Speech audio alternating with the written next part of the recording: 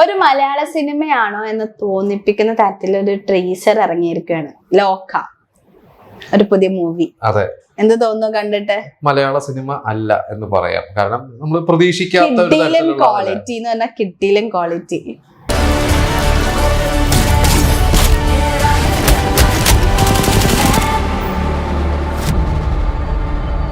ശരിക്കും ഈ cinema announcement വന്നിരുന്നപ്പോ ഇത് എന്താണെന്നൊന്നും നമുക്ക് തന്നെ അറിയില്ല. പ്രത്യേകിച്ച് ദുൽഖർ സൽമാൻ പ്രസൻസ് ഒന്നും കൂടി ആ ഒരു ടൈറ്റിൽ കണ്ടപ്പോ തന്നെ, അതും നെസ്ലിൻ, കല്യാണി പ്രിയദർശൻ. ഈ കോംബോ നസ്ലിനും കല്യാണി നമുക്കറിയാം. നസ്ലിൻ ചെറുപ്പമാണ് കല്യാണിനെ കേട്ടോ. അപ്പൊ നമുക്ക് എന്താണ് അത് ചെയ്യാൻ പോകുന്നത് ഒരു പോസ്റ്റർ ആദ്യം റിലീസ് ചെയ്തിരുന്നു. ഇതിന്റെ ഒരു അനൗൺസ്മെന്റ് റിലീസ് ചെയ്തിരുന്നു. ലൈക്ക് കുറെ ഡിസ്കഷൻ ഉണ്ടായിരുന്നു. ഇതിന് വേണ്ടിയിട്ടായിരുന്നില്ലേ കല്യാണി സ്റ്റൺസ് ഒക്കെ പഠിച്ചു തുടങ്ങി, അങ്ങനത്തെ കുറെ സാധനങ്ങളൊക്കെ.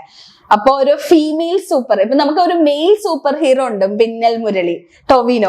ഇനി ഒരു ഫീമെയിൽ സൂപ്പർ ഹീറോ മലയാളത്തിന് വരാൻ പോവാണ്, അത് കല്യാണി പ്രിയദർശനാണ്. അത് മാത്രമല്ല, ഇത് ഒരു സിനിമയല്ല, ഇത് ചാപ്റ്റർ 1 ആണ്.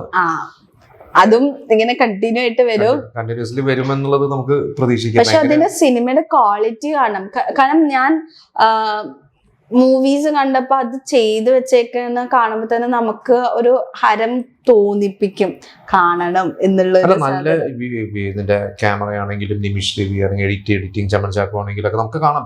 ജെയ്ക്സ് ബിജോയ് എല്ലാം, അതായത് ഒരു ഫാക്ടർ മാത്രമല്ല, എല്ലാം കൂടി ചേരുമ്പോഴാണല്ലോ ഒരു സിനിമ ഗംഭീരമാവുന്നത്. അത് നമുക്ക് ഈ ഒരു 1.5 മിനിറ്റ്, ഒന്നര മിനിറ്റ് താഴെ ഉള്ളൂ എന്ന് തോന്നുന്നു. അത് തന്നെ നല്ല ഗംഭീരമായിട്ട്.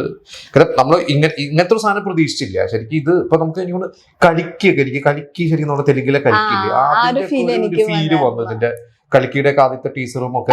കാരണം ആ ടീസറില് ഒരു ഇത് നോക്കുമ്പോ കുറച്ച് പാസ്റ്റ് ലൈക്ക് ഏൻഷ്യൻ ടൈംസിന്റെ ഒരു സീൻസ് കാണിക്കുന്നു. പിന്നെ നമുക്ക് നെസ്ലിന്റെയും കല്യാണി പ്രിയദർശന്റെയും കോസ്റ്റ്യൂംസ് കാണുമ്പോൾ അത് കുറച്ച് മോഡേൺ ടൈമാണ്. പിന്നെ കല്യാണി പ്രിയദർശന്റെ മേക്ക് ഓവർ നല്ല രസമുണ്ട്. കളറൊക്കെ അടിച്ചിട്ട് നോ സ്ട്രിങ് ഒക്കെ ഇട്ടിട്ട് നല്ലൊരു മേക്ക് ഓവർ ആണ്. എനിക്കത് ഭയങ്കര ഇഷ്ടമായി. കല്യാണി എനിക്ക് തോന്നുന്നു അതൊക്കെ മലയാളത്തിൽ വളരെ അപൂർവമായിട്ടുള്ള സിനിമകൾ മലയാളത്തിൽ ചെയ്യുന്നു.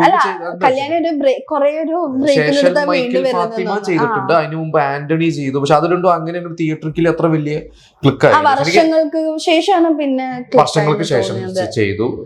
ആന്റണിയിൽ ശരിക്കും കല്യാണി നല്ല റോളായിരുന്നു. പക്ഷെ സിനിമ അത്രയ്ക്ക് ക്ലിക്ക് ആയില്ല. പക്ഷെ അതിലും ഈ പറഞ്ഞ പോലെ കല്യാണി ബോക്സിംഗ് ഒക്കെ അതിന് വേണ്ടി ഭയങ്കര ഫ്ലെക്സിബിൾ ആണ്. കല്യാണി നല്ല ഫ്ലെക്സിബിൾ ആയിട്ടുള്ള ഒരു ആർട്ടിസ്റ്റ് ആണ് ശരിക്കും നമ്മൾ പറയുകയാണെങ്കിൽ. കല്യാണിയെ കുറിച്ച് പറയുമ്പോൾ നന്നായി അഭിനയിക്കും, നല്ല ഫ്ലെക്സിബിൾ ആണ്. ഇതിൽ ഡബ് ചെയ്തിട്ടുള്ളത് എനിക്ക് കണ്ടിട്ട് കല്യാണി തന്നെയാണ്. പൊതുവെ കല്യാണിക്ക് അങ്ങനെ ഡബിങ് ചെയ്യാറില്ല, വേറെ ആരും ചെയ്യാറില്ല. കല്യാണി തന്നെയാണ് ഓൺ വോയിസ്.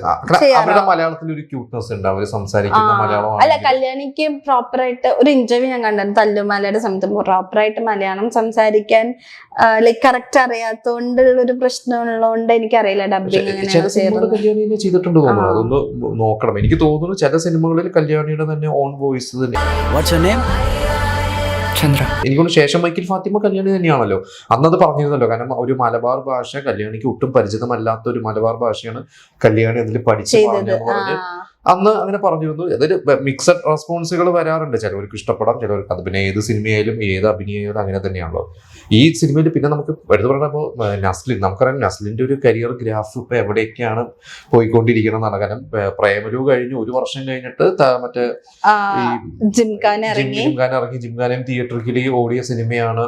പിന്നെ എനിക്ക് തോന്നുന്നു ഈ ഒരു മൂവി, ഒരുപാട് മൂവീസ് ഈ ഇടയ്ക്ക് നസ്ലിനെ പറ്റിയിട്ട് കുറെ ന്യൂസ് റൂമേഴ്സ് ഒക്കെ കേട്ടായിരുന്നു. കുറെ മൂവീസ് ക്യാൻസൽ ചെയ്തു, അങ്ങനെ കുറെ ഇഷ്യൂസ്. പ്രേമലു 2 സ്ക്രിപ്റ്റ് റിജക്ട് ചെയ്തു എന്നൊക്കെ പറഞ്ഞു. പക്ഷെ ഒഫീഷ്യലി പ്രേമലു 2 ഇപ്പൊ നടക്കുന്നില്ല. അതിന്റെ കാരണം അവർ ഒഫീഷ്യലി പറഞ്ഞില്ല. പക്ഷെ കുറെ റൂമേഴ്സ് വന്നായിരുന്നു. പക്ഷെ അതെല്ലാം ഇതാക്കിയിട്ട് നമുക്ക് നസ്ലിന്റെ വീണ്ടും ഒരു അടിപൊളി സാധനം എന്നുള്ളതിൽ നമുക്ക് വരുമ്പോ ഫാൻസിനും ഭയങ്കര ഹാപ്പി ആയിരിക്കും. കാരണം ആ ടൈമില് അയ്യോ എന്തുകൊണ്ട് നസ്ലിനെ കാണാനില്ല, നസ്ലിൻ എവിടെ, അങ്ങനെ നസ്ലിന്റെ ഒരു എനിക്ക് തോന്നുന്നത് അത് നസ്ലിൻ ഈ വളരെ ചെറുപ്പം, ശരിക്കും നസ്ലിന്റെ 24 വയസ്സുള്ളൂ. പക്ഷെ സെലക്ട് ചെയ്യുന്ന സിനിമകൾ ഇപ്പോൾ ജിംഖാന OTT ഇറങ്ങിയ ശേഷം കുറെ ട്രോളുകളൊക്കെ വന്നെങ്കിൽ പോലും ആ ഒരു ഹിറ്റ് സിനിമയിലെ നായകനാണ് നസ്ലിൻ.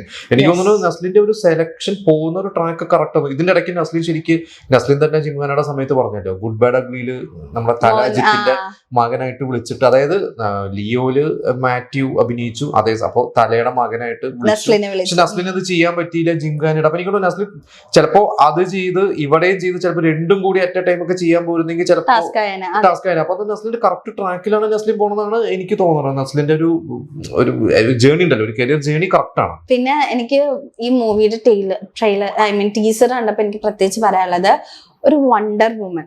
നമുക്ക് ഹോളിവുഡില് നമുക്ക് ഒരുപാട് സൂപ്പർ ഹീറോസ് ഹോളിവുഡിൽ വരുന്നത്. അങ്ങനെ വരുന്ന ഇതിലാണ് നമുക്ക് വണ്ടർ വുമൻ എന്ന് പറഞ്ഞൊരു ക്യാരക്ടർ ഉണ്ട്. പുള്ളിക്കാരിയുടെ ക്യാരക്ടർ നമുക്ക് എപ്പോഴും ഒരു ഫീമെയിൽ സൂപ്പർ ഹീറോ എന്ന് പറയുമ്പോൾ പെട്ടെന്ന് ഓർമ്മ വരുന്നതാണ് വണ്ടർ വുമൻ. കാരണം നമുക്ക് ഉണ്ട് ഇപ്പൊ ലൈക്ക് മാർവൽ സ്റ്റുഡിയോസ് നോക്കുമ്പോൾ കുറച്ചും കൂടി ഫീമെയിൽ ഓഡിയൻസിന് അത് ഇപ്പോഴത്തെ 25 താഴെയുള്ള പെൺകുട്ടികളൊക്കെ കൂടുതൽ അവർക്കൊക്കെ ഇപ്പൊ മാർവൽ സ്റ്റുഡിയോസിലും ഇഷ്ടംപോലെ സൂപ്പർ ഹീറോ ഫീമെയിൽ ഉണ്ടെങ്കിൽ പോലും വണ്ടർ വുമൻ എന്ന് പറയുമ്പോൾ തന്നെ നമുക്കൊരു പേരിലും പിന്നെ ആളുടെ ഒരു കോസ്റ്റ്യൂംസിലൊക്കെ ഇതാക്കുമ്പോൾ ഭയങ്കര ഫീൽ വരും. അപ്പൊ എനിക്കും ഇപ്പൊ ഈ കല്യാണി പ്രിയദർശന്റെ ഒരു ക്യാരക്ടർ കണ്ടപ്പോഴും മലയാളത്തിൽ ഒരു വണ്ടർ വുമൻ ആവാൻ ചാൻസ് ഉണ്ടോ എന്നൊക്കെ തോന്നി. മലയാളത്തിൽ ശരിക്കും ഇല്ല, കറക്റ്റ് അല്ല. നമ്മൾ പറയുമ്പോൾ എടുത്ത് പറയുകയാണെങ്കിൽ ഉണ്ടാവും, പക്ഷെ എനിക്ക് പെട്ടെന്ന് ഓർമ്മയിൽ ഒരു സൂപ്പർ ഹീറോ ഒരു ഫീമെയിൽ വരുന്നില്ല ശരിക്കും. ഇപ്പൊ പൊതുവെ മലയാളത്തിലെ സ്റ്റൺസും ഇത്രയും സ്ട്രോങ് ബോൾഡ് ക്യാരക്ടേഴ്സ് ലൈക്ക് നമുക്ക് ഉണ്ട്, ഫീമെയിൽ ഓറിയന്റഡ് മൂവീസ് ഉണ്ട്. പക്ഷെ ഈ ഫൈറ്റും അങ്ങനെയൊക്കെ ചെയ്യുന്ന മൂവീസ് കുറവാണ്. ഉണ്ടെങ്കിലും ഇപ്പൊ ഭയങ്കര നമുക്ക് ഓർത്തെടുത്ത് പറയാനോ അങ്ങനെയൊക്കെ പറയുമ്പോ എനിക്ക് തോന്നുന്നു വാണി വിശ്വനാഥിനൊക്കെയാണ് പിന്നെ ആപ്പിളും. പക്ഷെ ഇങ്ങനത്തെ ഒരു ക്യാരക്ടർ ഒക്കെ ചെയ്യുന്നത് പൊതുവെ മലയാളത്തിൽ ഒരു സൂപ്പർ ഹീറോ മൂവിയുള്ളൂ, അത് മിന്നൽ മുരളിയാണ്. അപ്പൊ നമുക്ക് ഒരു ഫീമെയിൽ സൂപ്പർ ഹീറോയും കിട്ടാൻ പോകണം. എന്തായാലും ഓണത്തിനാണ് സിനിമ, ഓണത്തിന് കുറെ സിനിമകൾ വരുന്നുണ്ട്. അതിലും ഇതും ഒരു ഹിറ്റ് ആവട്ടെ. ലാലേട്ടന്റെ ഹൃദയപൂർവ്വം വരുന്നുണ്ട്. വമ്പൻ കോമ്പറ്റീഷൻ ആയിരിക്കും. പ്രിയദർശിനി അല്ല കല്യാണി പ്രിയദർശിനി അതിലും നായിക എന്ന് തോന്നുന്നു ഫഹദ് ഫാസിലിന്റെ മൂവിയില്. അപ്പൊ 2 മൂവിയാണ് കല്യാണിയുടെ വരുന്നത്. ഓഗസ്റ്റ് ഇതെല്ലാത്തിലും രജനീകാന്തിന്റെ കൂലി ഓഗസ്റ്റ് 14 ഇറങ്ങണു. ഋത്തിക് റോഷന്റെ NTRന്റെ വാർ ടൂർ ഓഗസ്റ്റ് മാസം. എനിക്ക് തോന്നുന്നു ഒരു ടൈറ്റ് ഏതൊക്കെ കേൾക്കുമ്പോ തന്നെ നമുക്ക് വേറൊരു ഇതാണ് മൂവീസ് ഇഷ്ടം പോലെ ഇറങ്ങുന്നുള്ള. ഇപ്പൊ കുറച്ച് തുടരുമിന് ശേഷം വളരെ 1-2 സിനിമകളാണ് ശരിക്കും മലയാളത്തിൽ തിയേറ്ററിൽ ഓടിയിട്ടുള്ളൂ. ഇപ്പൊ ആളുകൾ വളരെ സെലക്റ്റീവ് ആണ്. അപ്പൊ ഒരുപാട് സിനിമകൾ വരുന്നു, അതും ഭയങ്കര സ്റ്റാർസിന്റെ സിനിമകൾ, ഭയങ്കര പ്രൊഡക്ഷൻ വാല്യൂ ഉള്ള സിനിമകൾ വരുമ്പോ ഇനി എല്ലാം ഗംഭീര സിനിമകളാവോ, എല്ലാം ഓഡിയൻസ് പോയി കാണോ, അതോ ഓഡിയൻസ് അതിൽ സെലക്റ്റീവ് ആവോ? പക്ഷെ എനിക്ക് തോന്നുന്നു ഗംഭീര സിനിമകളാണെങ്കിൽ ഓഡിയൻസ് അത് കണ്ടിരിക്കും തിയേറ്ററിൽ. അപ്പൊ എല്ലാ സിനിമയും ഇതേപോലെ ഹിറ്റ് ആവട്ടെ, ലോകയും അടിപൊളിയാവട്ടെ എന്ന് നമ്മൾ എന്താ പറയാ വിചാരിക്കുന്നു. ചാപ്റ്റർ 1 ഹിറ്റ് ആയാല് ചിലപ്പോ ചാപ്റ്റർ 2 സംഭവിക്കില്ല. അതോ ഇനിയിപ്പോ ഒരു പൊന്നിയൻ സെൽവനൊക്കെ പോലെ രണ്ടും ഒരുമിച്ച് ഷൂട്ട്, ബാഹുബലിയൊക്കെ എനിക്ക് തോന്നുന്നു 1ഉം 2 ഒക്കെ ഓൾമോസ്റ്റ് ചെയ്ത് വെച്ചിട്ട് 1 റിലീസ് ചെയ്ത് കഴിഞ്ഞിട്ടാണ് തോന്നുന്നു 2 ഓൾമോസ്റ്റ് ചെയ്തിരുന്നു തോന്നുന്നു. അപ്പൊ ഇതിപ്പോ എങ്ങനെയാണ് 2ഉം കൂടി ഷൂട്ട് ചെയ്ത് വെച്ചിട്ടുണ്ടോ, അതോ 1ന്റെ ഒരു വിജയം നോക്കിയിട്ടാണോ ഇനി 2ലേക്ക്? കുറെ സിനിമകൾ നമുക്കിപ്പോ അടുത്തറിയാം ഒരു അടുത്തൊരു പാർട്ടിനുള്ള ഒരു എൻഡിങ്ങിൽ നിർത്തും. പക്ഷെ അത് ചിലപ്പോ അങ്ങനെ ക്ലിക്ക് ആയില്ലെങ്കിൽ 2ാം ഭാഗം വരുന്നില്ല. നമ്മൾ ഒരുപാട് സിനിമകൾ നമ്മൾ കണ്ടിട്ടുണ്ട്. ഇത് എങ്ങനെയാവുന്നുള്ളത് എന്തായാലും നമുക്ക് നോക്കാം. വേറൊരു പ്രത്യേകത ദുൽഖർ സൽമാന്റെ പ്രൊഡക്ഷൻ ആണ്. ദുൽഖറിന്റെ പ്രൊഡക്ഷൻ. ഇതിന്റെ ഡയറക്ടറെ കുറിച്ച് നമുക്ക് പറയേണ്ടതാണ്. ഡയറക്ടർ ഡൊമിനിക് കരുണിന്റെ തരംഗം ടോവിനോന്ന് വെച്ചിട്ട് കുറെ വർഷങ്ങൾക്ക് മുമ്പാണ് തരംഗം റിലീസ് ചെയ്തത്. എനിക്കും അതിനുശേഷം ഡൊമിനിക് ചെയ്തിട്ടില്ല എന്ന് തോന്നുന്നു. അപ്പൊ അതിന് എന്റെ ഡിഫറൻസ്, അത് ശരിക്കും ചെറിയൊരു സിനിമയാണ്.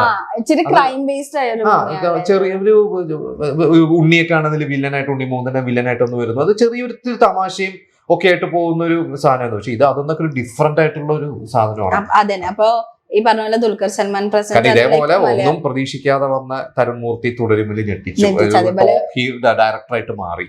അതേപോലെ ഇതും ആവട്ടെ. ഇപ്പൊ ദുൽഖർ സൽമാൻ മലയാളം മൂവീസ് അടുത്ത് നമ്മളിങ്ങനെ വെയിറ്റ് ചെയ്യണം ദുൽഖർ സൽമാന്റെ അടുത്ത മൂവി ഏതാണ്. അപ്പൊ എന്തായാലും പ്രൊഡക്ഷൻ അല്ലെങ്കിൽ പ്രസൻസ് ആ ഒരു രീതിയിലൊരു മൂവി.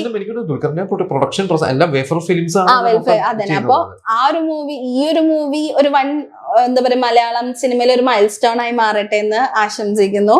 എന്തായാലും അടുത്ത വീഡിയോ ആയിട്ട് വരുന്നവരെ ബൈ.